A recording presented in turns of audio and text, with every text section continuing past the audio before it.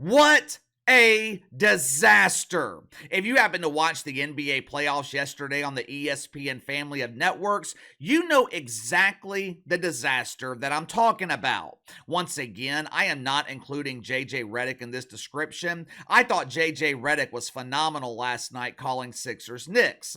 I thought Dave Pasch was okay calling Lakers Nuggets, but he's just not a big enough name to be calling a game of that magnitude. Outside of that, though, ESPN's coverage of the NBA playoffs yesterday, it sucked. I mean, it sucked. After 5 minutes of research this morning, it didn't take me long to figure out how we got here. Didn't take me long to figure out why ESPN's coverage of the NBA and sports in general is substandard.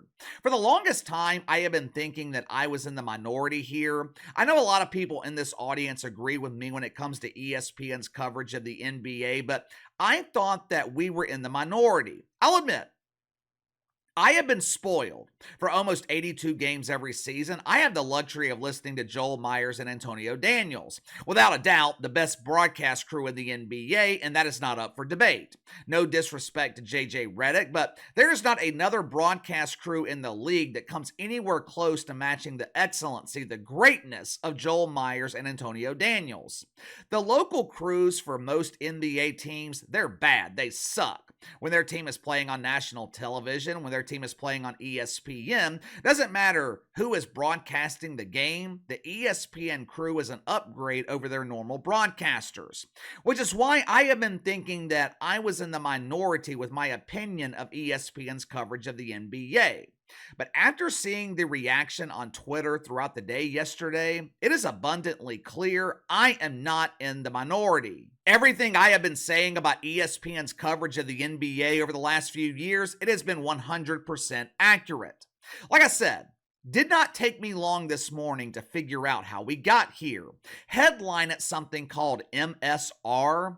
I don't know about you guys, but I have never heard of MSR before. It appears to be a site dedicated to mythical racism. They seem to be primarily focused on the 3 original woke boner words: diversity, equity, and inclusion. Headline at MSR: Diversity of talent leads ESPN's NBA playoff coverage.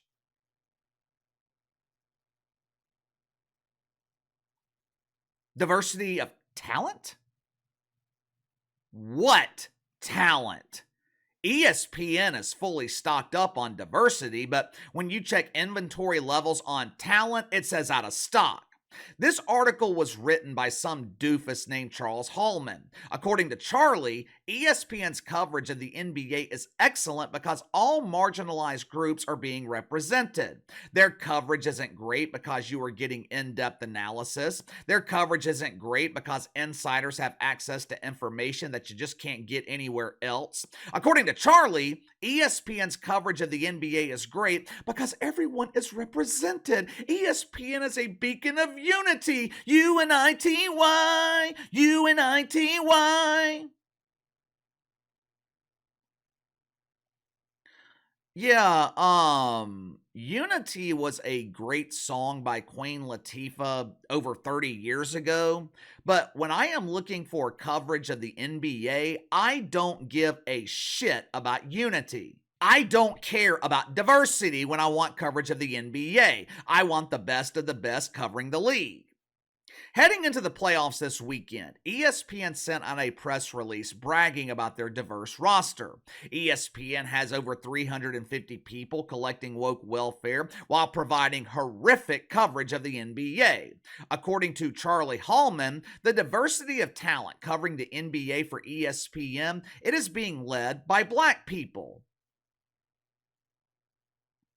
That doesn't sound very diverse to me. If we are talking about true diversity, shouldn't all genders and races be represented equally? Fortunately, Charlie provides a reason. I know this is hard for you to understand since you were born into inherent racism, KC, but the NBA is 70% black, which means ESPN's coverage of the NBA should be the same way. Oh, okay. Thanks for the explanation. For a second there, I thought I was misunderstanding the meaning of true diversity. The disaster started yesterday afternoon with NBA Countdown, arguably the worst pre and post game show in the history of sports. Bill Simmons triggered feelings of fake outrage in Kendrick Perkins by criticizing ESPN for having 5 experts on the panel. The panel was too crowded. That, according to Bill Simmons, anyway. Now, on TNT, the Inside the NBA crew consists of 3 Hall of Fame players and the legendary Ernie Johnson. Great crew. Now, sure. Shaq and Charles Barkley, they don't know shit about the modern NBA. Hard to keep up with the league when you were not actively watching it. But Shaq and Charles Barkley, they are entertaining, and they can give you insight on what it's like to be involved with playoff basketball. Compare the crew at TNT and listen to this panel that ESPN presented. You tell me what kind of insight they could provide. Malika Andrews, Mike Wilbon, Stephen A. Smith, Adrian Wojnarowski, Kendrick Perkins. Now, outside of Kendrick Perkins, these other 4 experts, they have played in a combined 0 NBA games. This is the same Stephen A. Smith who was praising Quentin Grimes a couple of weeks ago for his outstanding play with the New York Knicks. Supposedly, the Knicks, that is Stephen A. Smith's favorite team. The Knicks are the one team in the NBA that Stephen A. follows religiously.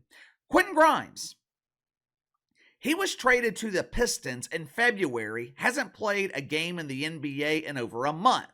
Adrian Wojnarowski, he's an insider. He's the guy you want to be following at the trade deadline or during free agency in July, but he's not the guy you want breaking down the matchup between the Cavs and the Magic. Speaking of Cavs Magic, they officially kicked off the playoffs on ESPN. Now, this is the first game of the postseason. Obviously, it's one of the least interesting series in terms of national exposure, which is why the game was on at 1 o'clock in the afternoon. But this is the first game of the playoffs. As a network, you want to show your best. You want to give casual fans a positive viewing experience.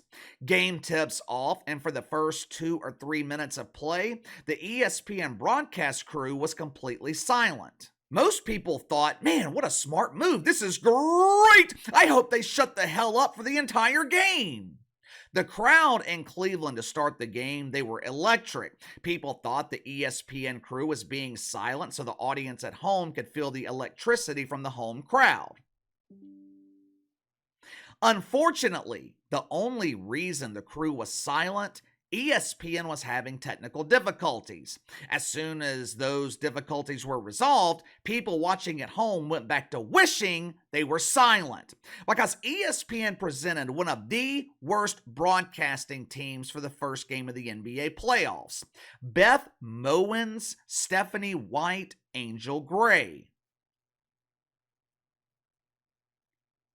Who, and who? Who in the hell are these people? I know why ESPN chose Beth Mowins. She has achieved a lot of firsts. And you guys know how much the wanker spankers at ESPN love a first. In 2017, Beth Mowins became the first woman to call a nationally televised NFL game. 2021, she became the first woman to call an NBA game on network television. Well, that's just great. Those achievements, along with her marginalized status of identifying as a woman, that makes her qualified to call the NBA playoffs. Stephanie White is a former WNBA dump diver and current head coach of the Connecticut Suns. Again, confusion. Why is a female basketball team calling themselves the Suns? I didn't get home until late yesterday afternoon, so I missed game 1 between Orlando and Cleveland. But judging by the thousands and thousands of reactions that I saw on social media, Beth Mowins and Stephanie White were absolutely atrocious, which shouldn't be all that surprising. I have watched NBA games where Beth Mowins was on the call. Every time I hear her voice, I hit mute. One of the most anticipated games of the day yesterday was Suns T-Wolves. Now you would think ESPN would put one of their better broadcast crews on this game. Unfortunately, That was not the strategy. The team calling Suns Wolves Hubie Brown, I mean, he's getting older. He's past getting older, but I do like Hubie Brown, so far so good. Jorge Sedano,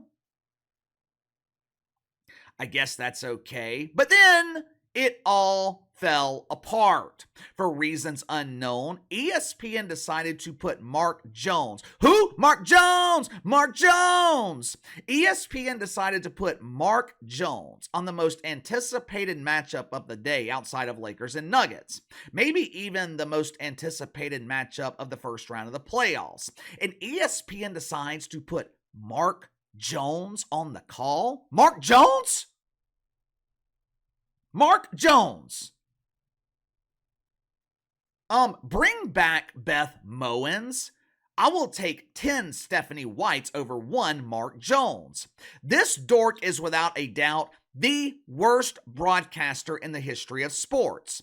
Mark Jones isn't qualified to call a back shaving contest. In the year of our Lord 2024, what the hell is ESPN doing having Mark Jones calling games in the NBA playoffs?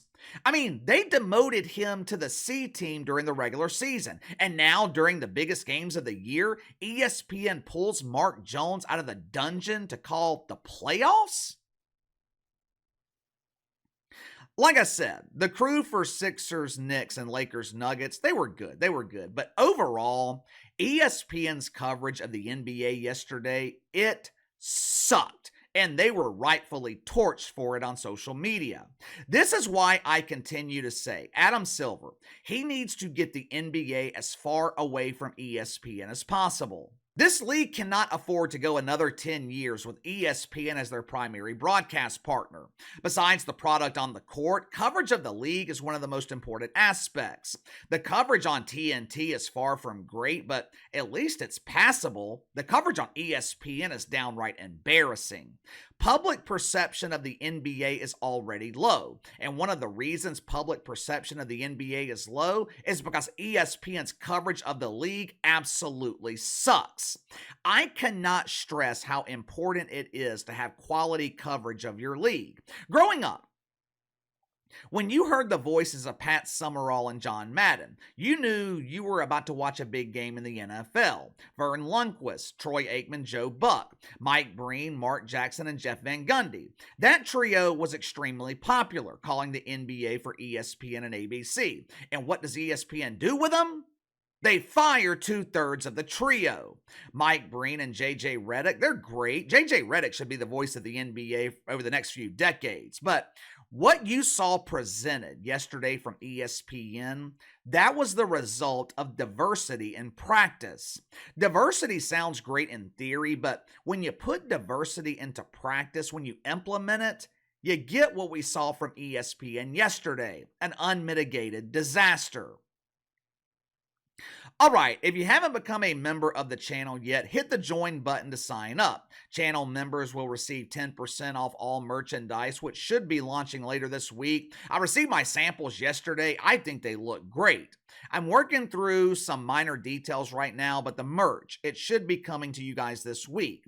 It's going to be the only video for today. I've had a busy weekend this weekend. I'm exhausted. Need to take care of some things around the house before my Pels play in Game 1 tonight. Be back to our normal schedule tomorrow, but in the meantime, let me know what you thought about ESPN's coverage yesterday of the NBA playoffs. There were very few, if any, positive reviews on social media. It seemed to be universal disgust, but sound off in the comments below. Like, subscribe, share the video. Appreciate your support. Best way to contact me is by email at btlkc84@gmail.com, KC_BTL84 on Twitter, and I'll see you guys tomorrow.